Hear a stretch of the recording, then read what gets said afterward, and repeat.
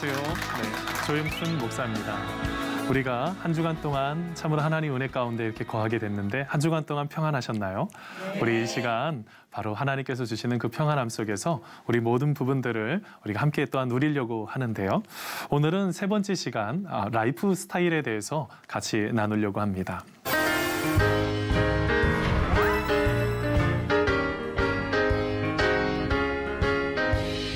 사람들은요, 각자 라이프 스타일을 가지고 있습니다. 내가 삶을 살아가는 데 있어서 내가 각자 가지고 있는 각자의 개성들이 다 있으시죠. 특별히 지금의 시대는 바로 그 개성이 아주 참 존중받는 시대가 바로 지금의 시대인 것입니다. 어떻게 보면은 참 또 그러면서도 어느 시대나 누구든지 따르고 싶은 그런 동경하고 싶은 또 트렌드가 있죠. 그래서 우리가 이 시간을 통해서 우리의 삶 속에서 라이프 스타일 중에서 우리가 따라가야 되는 바로 그런 부분들을 조금 다루려고 하는데 그중에서 바로 미니멀 라이프에 대해서 다루려고 합니다. 대한민국 현재 소득 수준이 1인당 GDP가 3만 불 시대에 육박했습니다.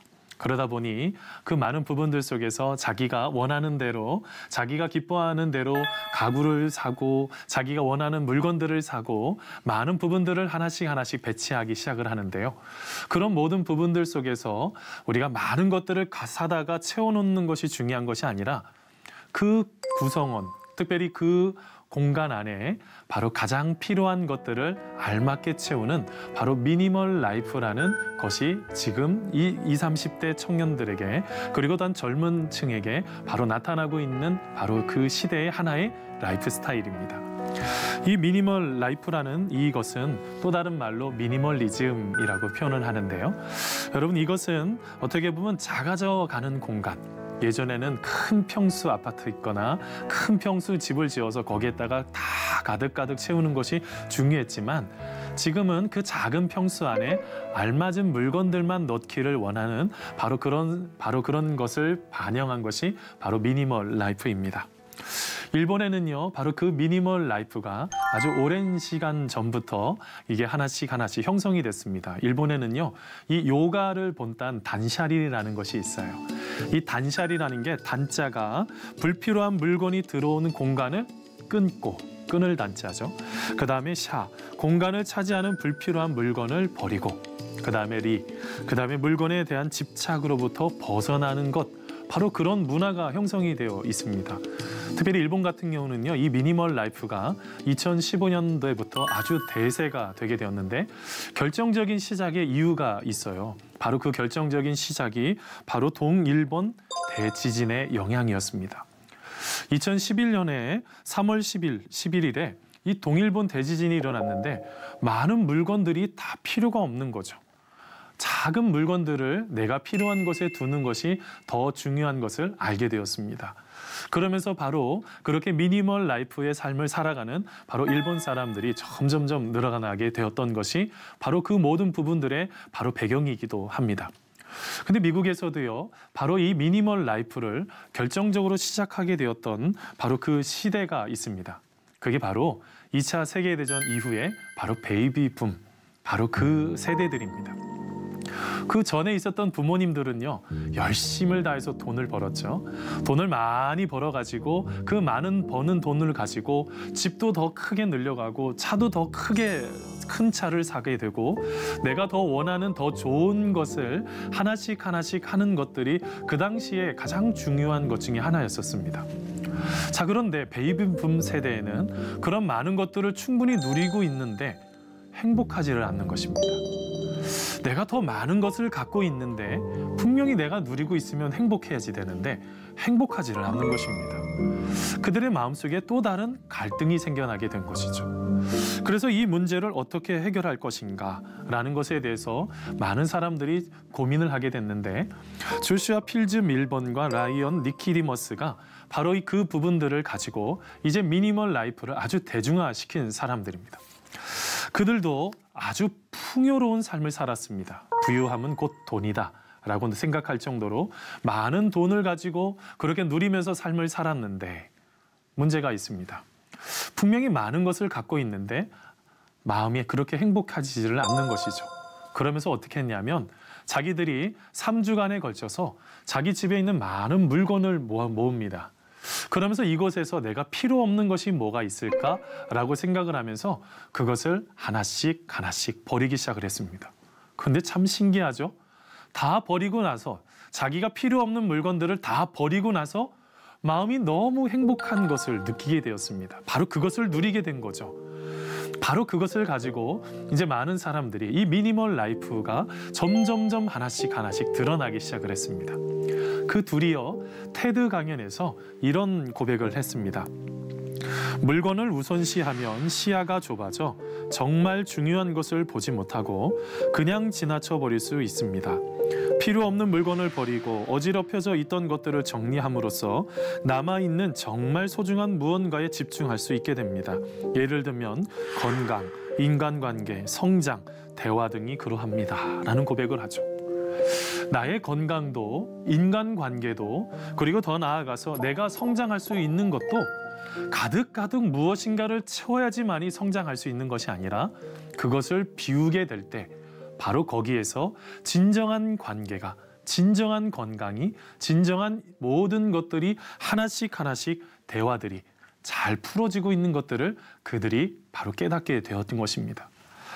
바로 이렇게 미니멀 라이프, 이것은 또한 단순한 트렌드이기 이전에 참으로 많은 지금의 시대에 아주 문화에도 아주 깊이 들어가 있습니다. 예를 들면 2차 세계대전 이후에 이 미니멀 라이프는요, 버림이라는 가치를 붙잡기 시작했습니다. 버림이라는 것을 잡기 시작하니 나머지 부분들 가운데 필요 없는 영역들이 있죠. 그 모든 것들을 하나씩 하나씩 다 버리는 것을 집중하게 됐는데 그것은 시각과 예술 분야, 여기뿐만 아니라 건축, 음악, 패션, 철학에도 이 미니멀 라이프가 영향을 끼치기 시작을 했습니다. 예를 들면 회화나 조각이 있습니다. 옛날에 회화나 조각들 아주 예쁘게 무엇인가를 좀 복잡하게 만들어야지 됐었는데 지금은 아주 심플합니다. 나 같아도 만들 것 같은데 라는 생각이 들 정도로 그렇게 아주 심플하게 만들어가는 시대가 된 것이죠. 그뿐만이 아닙니다. 이 패션에도요, 아주 그 영향을 많이 끼쳐서 예전에는 그렇게 아주 복잡한 것을 해서 이제는 아주 단순하게 심플하게 바로 바뀌어가는 시대가 바로 지금의 시대라는 것입니다.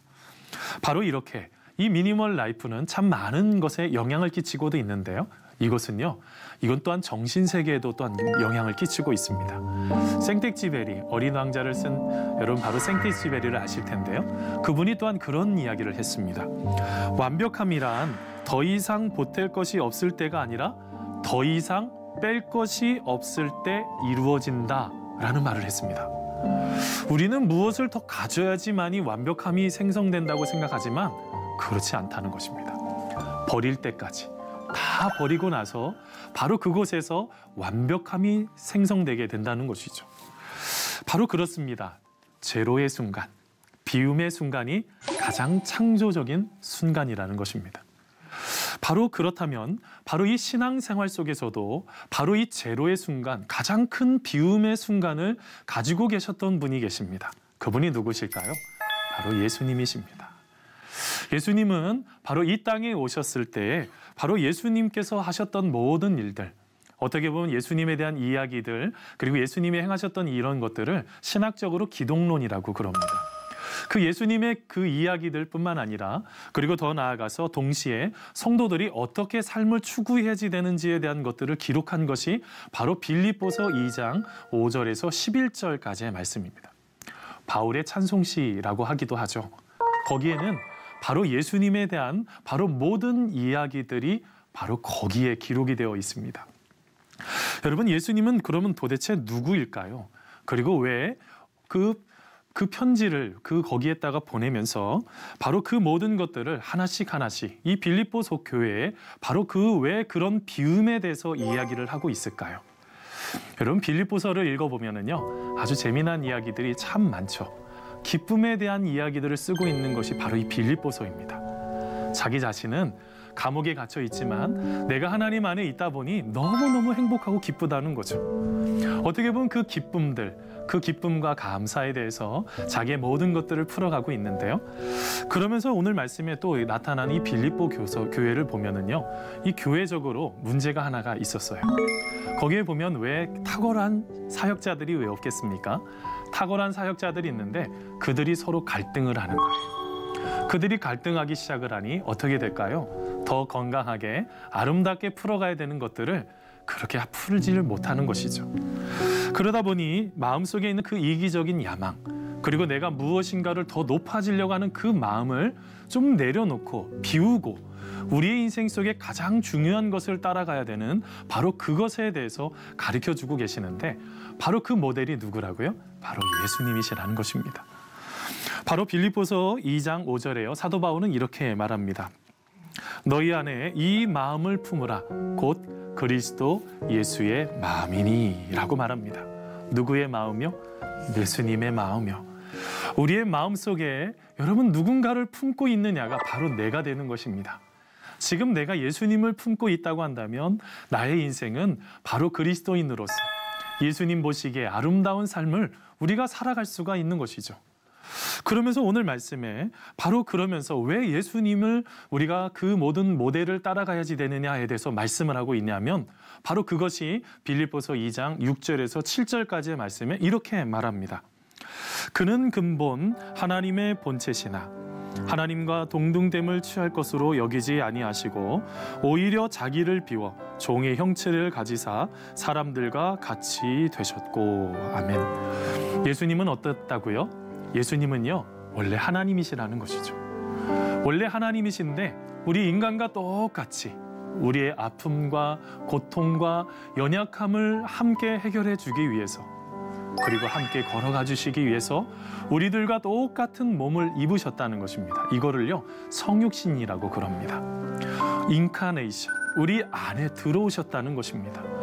우리 안에 들어오셔서 지금 이 순간 똑같이 우리와 똑같이 아플 때 아프고 눈물 날 때 눈물 나고 그리고 마음속에 힘들 때 같이 힘들어하는 바로 그 국률의 마음을 가지고 계시는 바로 그 하나님, 바로 그 예수님께서 이 땅에 오셨는데 오늘 말씀에 보니까요 빌립보서 2장 6절에 보니까 하나님은 그 하나님의 본체시다라고 표현을 하고 있습니다. 6절의 본체라는 단어와 7절의 형체라는 단어가 똑같은 헬라어 모르페입니다. 이게 어떤 뜻이냐면 외형적인 존재를 말하는 게 아니고요. 존재론적인 의미가 하나님과 똑같다는 것입니다. 자, 그런데 하나님과 똑같은 속성을 가지고 계신 분이시지만 어떻게 했다고요? 동등됨을 취할 것으로 여기지 않으셨다는 것입니다.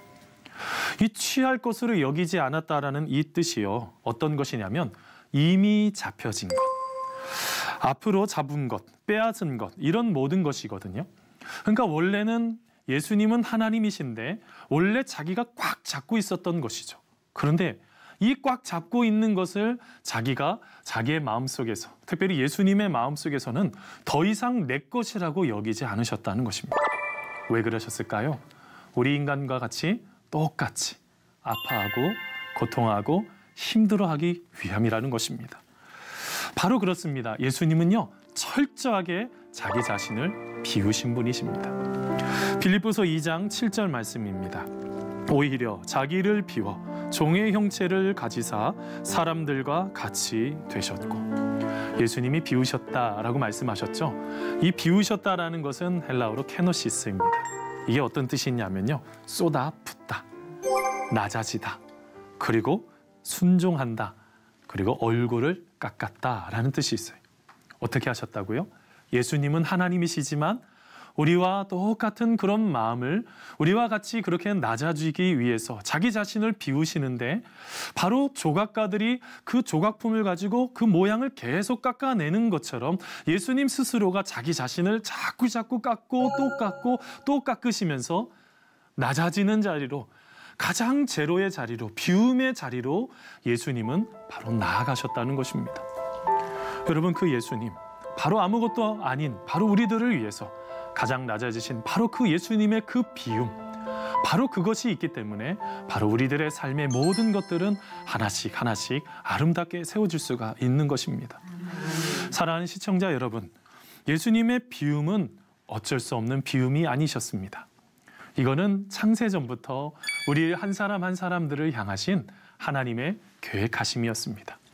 왜 그렇게 계획하셨을까요? 우리를 너무 사랑하셨기 때문입니다. 누군가를 사랑해 보신 적 있으십니까? 저는 아이들을 키우면서 아이들 한 명 한 명 제 딸들을 보면서 제 자신도 모르게 어느 누구한테, 아마 우리 함께 계시는 우리 성도님들 누구한테도 아양을 떨어본 적이 없는데, 저는 제 사랑하는 딸 둘 앞에서 아주 웃겨도 보고 가장 낮은 상태로 그 아이, 우리 사랑하는 딸들과 똑같은 눈높이에 맞춰서 그 모든 것들을 풀어가려고 얼마나 노력했는지 모릅니다.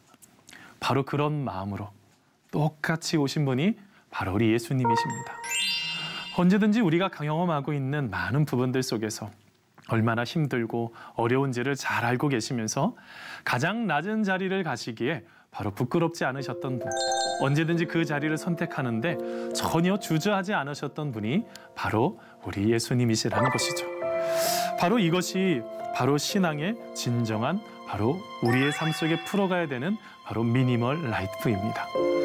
우리가 길을 걸어가다가 보면은요, 참 많은 일들이 있습니다. 우리 주변에 참 많은 일들이 일어나죠. 우리는 누구일까요? 바로 그 예수님을 주인으로 삼고 예수님을 믿고 따라가는 사람들입니다. 얼마 전에요, 한 영상 하나를 짧은 것을 보게 됐습니다. 어떤 목사님이 어느 교회에 부임하시게 된 것이죠. 교회에 부임하시게 되었는데 그 교회를 보니까 참 많은 사람들이 먼저 와서 앉아 있었습니다. 그런데 그 목사님이 아주 멋지게 양복을 입고 교회에 간 것이 아니라 가장 허름한 냄새가 나는 노숙자의 모습으로 그 교회를 가게 됐습니다. 아무도 모르는 거죠. 처음에 쭉 들어갔는데 안내하시는 사람이 아주 싫어하는 겁니다. 그리고 또 조금 이렇게 지나가는데 아주 냄새가 난다고 한마디로 말하면 그냥 저쪽에 가서 앉아라는 그런 표정을 또 짓더라는 것이죠. 그리고 또 조금 지나갔는데 많은 사람들이 그 모든 것들을 아름답게 안아주지 않고 있는 것들을 발견하게 됩니다. 근데 그 노숙자가 누구라고요? 목사님이라고요. 그 목사님, 그런 마음을 가지고 이렇게 갔는데 단 한 사람만 그 노숙자를 향해서 그렇게 반갑게 맞이해 주더라는 것입니다. 그 모습을 지켜보면서 얼마나 마음이, 목사님이 힘들었는지 모릅니다. 그러면서 이제 책임자가 이제 목사님을 소개하는 바로 그 시간이 되었습니다. 아까 그 노숙자가 일어나서 강대상 앞으로 한 걸음 한 걸음 나아가는 것입니다. 그 모습을 지켜보는 많은 성도들이 고개를 떨구기 시작했습니다. 전혀 생각을 못했던 분, 그들의 머릿속에는 그래도 담임 목사님이면 이런 멋진 모습일 것이다 라고 생각했던 그 모습이 아니라 가장 연약한 모습, 가장 부족한 모습, 바로 그 모습 상태로 오셨던 그 모습을 지켜보면서 마음이 그렇게 참으로 성도들이 힘들어지기 시작했습니다. 목사님이요, 강대상에 올라가셔서 마지막으로 그렇게 말씀하셨습니다. 한 주간 동안 자기 자신을 돌아보시기 바랍니다 라는 말을 했습니다. 그때요, 성도들이요 하나씩 하나씩 흐느껴 올기 시작했습니다. 여러분, 예수님은 어디로 오실까요? 여러분, 예수님은요, 여러분 우리가 생각하기에, 여러분 예수님이 태어나셨을 때 여러분 마태복음 말씀에 보면 왕으로서 오는 줄 알고 동방 박사들이 여러분 헤롯 대왕의 왕궁으로 가지 않습니까? 우리의 마음속에서 자꾸 나 자신도 모르게 왕과 같이 무엇인가를 높아지려고 자꾸 우리가 나아가는 것, 그것은 하나님이 기뻐하시는 모습이 아닙니다. 하나님이 진정으로 원하시는 모습은 무엇일까요? 하나님께서 우리를 향하여서 가지고 계시는 그 계획들은 무엇일까요? 우리 예수님은요, 어디에 계실까요? 바로 낮은 자리, 어떤 누구도 앉고 싶어 하지 않는 바로 그 자리에 예수님은 앉아 계시더라는 것입니다. 예전에 그런 글을 하나 보게 됐습니다. 어떤 분이 자기의 삶 속에서 너무너무 예수님, 메시아를 만나고 싶습니다 라고 했더니 그분이 그렇게 말하는 것입니다. 그러면 예수님을 만나고 싶습니까? 그러면 아주 좋은 방법이 있습니다. 저 바깥에 한번 가보십시오 라고 하는 것입니다. 아니, 바깥에 가서 예수님을 어떻게 찾습니까? 라고 말했더니 그렇게 말하다는 것입니다. 예수님은 상처 속에 분명히 거하시는 분이십니다. 어려움도 경험하시는 분이십니다. 그런데 예수님은 바로 섬김의 자리, 봉사의 자리에 있는 분이 바로 예수님입니다 라는 말을 하더라는 것입니다. 사랑하는 시청자 여러분, 우리의 삶 속에 가장 중요하고 소중한 것들이 있습니다.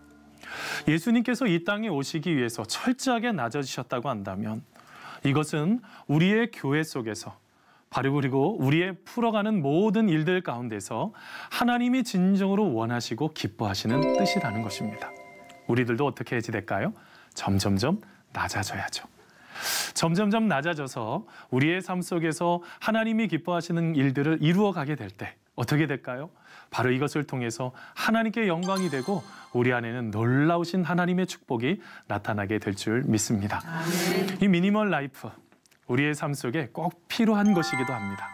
점점점 낮아져서 우리의 삶 속의 모든 것들을 비우고 그러려면요, 군살들을 하나씩 하나님이 기뻐하시지 않는 것들 있죠. 어떨 때는 교만이라는 거요, 욕심이라는 거요, 하나님이 원치 않는 것들을 하나씩 내어버리는 것입니다.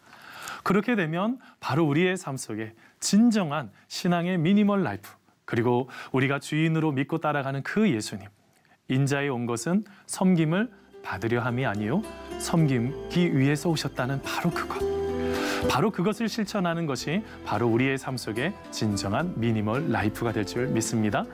우리 이 시간 함께 우리가 같이 만나게 된 거 너무나 감사드리고요. 특별히 한 주간 동안 또한 승리하는 삶으로 우리가 기쁨으로 찾아가는 또한 우리의 삶이 되기를 간절히 소원합니다. 우리 다음 주에 또한 기쁨의 모습으로 만나 뵙도록 하겠습니다. 감사합니다. 고맙습니다. 감사합니다.